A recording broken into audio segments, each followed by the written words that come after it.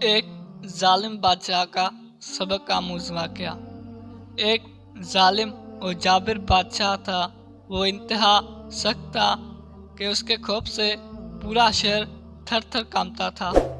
اس کی ہیبت کے قصے ہر جگہ مشہور تھے۔ ایک دن اس کا پیارا اور لاڈلا کتا مر گیا۔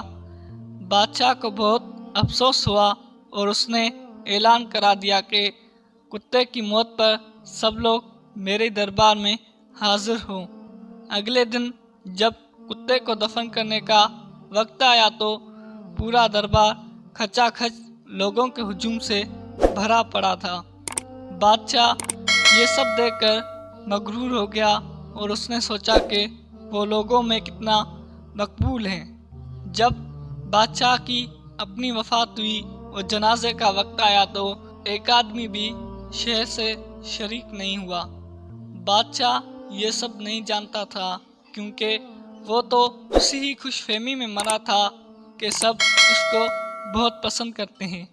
کسی کی عزت کرنا الگ بات ہے اور کسی کے ڈر یا رعب کی وجہ سے اس کی ہر بات ماننا بالکل مختلف۔